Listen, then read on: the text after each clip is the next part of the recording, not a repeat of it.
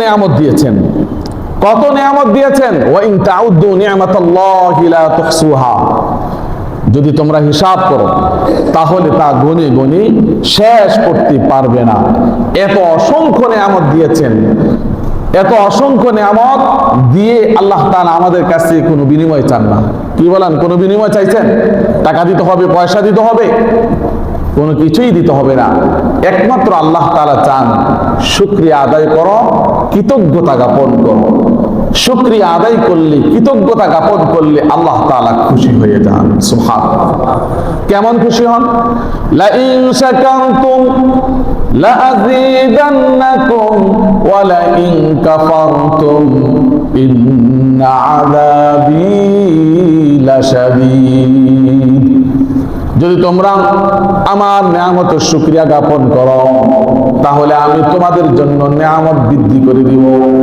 আর যদি নিয়ামতের শুকরিয়া জ্ঞাপন না করো, অকৃতজ্ঞ হও, নিয়ামত ছিনিয়ে নেব আর তোমাদের জন্য থাকবে কঠিন শাস্তি। নিয়ামতের শুকরিয়া আদায়ের সর্বোত্তম পন্থা পদ্ধতি হলো সেজদায় অবনত হওয়া। এটা সর্বোচ্চ পন্থা এবং পদ্ধতি নিয়ামতের শুকরিয়া আদায়ের। সেজদা করা। সেজদা 4 প্রকার। কয় প্রকার? কয় প্রকার? নামাজের মধ্যে সেজদা, সাহু সেজদা, তিলাওয়াতের সেজদা, শুকরিয়ার সেজদা, তাজিমের সেজদা।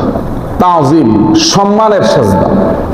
নামাজের মধ্যে যে সেজদা দেওয়া হয় এটা হলো ফরজ সেজদা। আবার নামাজের মধ্যে ওয়াজিব ছুটে গেলে, অনিচ্ছাকৃতভাবে ওয়াজিব যদি ছুটে যায় তাহলে একটা সেজদা দিতে হয়। সেজদা দিতে হয় সর্বশেষ রাকাতের মধ্যে গিয়ে তাশাহুদ পড়ে ডান দিকে সালাম ফিরিয়ে আবার 2টি সেজদা দিতে হয়। এই সেজদা হলো সেজদায়ে সাহু, দা ওয়াজিব। আবার কোরআনুল কারীমের মধ্যে 14টি আয়াত আছে। এই আয়াতগুলি পড়লে, শ্রবণ করলে সেজদা দিতে হয়। এই সেজদা দেওয়া হচ্ছে ওয়াজিব। আর এই কপালটা আল্লাহ রাব্বুল আলামিন একমাত্র তার সেজদার জন্যই সৃষ্টি করেছেন। তাকে ছাড়া কোনো ব্যক্তি, কোনো বস্তুর সামনে এই সেজদা, এই কপাল ব্যবহার করা যাবে না।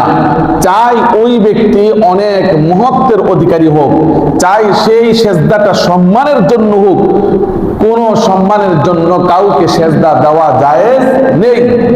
তাজিমি সেজদা, সম্মানের সেজদা পূর্ববর্তী শরীয়তের মধ্যে ছিল, কিন্তু উম্মতে মুহাম্মাদী শরীয়তের মধ্যে এসে তাজিমের সেজদা, সম্মানের সেজদা এটা রহিত হয়ে গেছে। এখন যদি কোনো ব্যক্তি কোনো ব্যক্তির সামনে বা বস্তুর সামনে সম্মানার্থে সেজদা দেয় তাহলে হারাম হয়ে যাবে, শিরিক হয়ে যাবে, শিরিকের সবচেয়ে বড় গুনার অধিকারী সে হয়ে যাবে।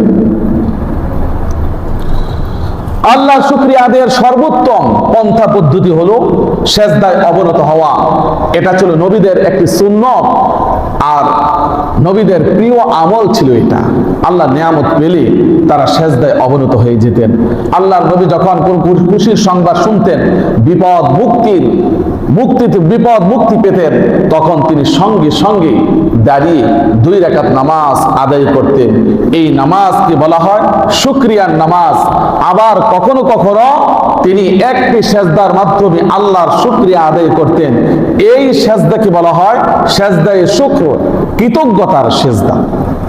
মুহাক্কিক উলামায়ে কেরাম বলেছেন, সিজদা যেহেতু নামাজের অংশ, সিজদা যেহেতু নামাজের অংশ, এই জন্য নামাজের মধ্যে যেই শর্ত, কৃতজ্ঞতার সেজদার মধ্যেও সেই শর্ত হবে।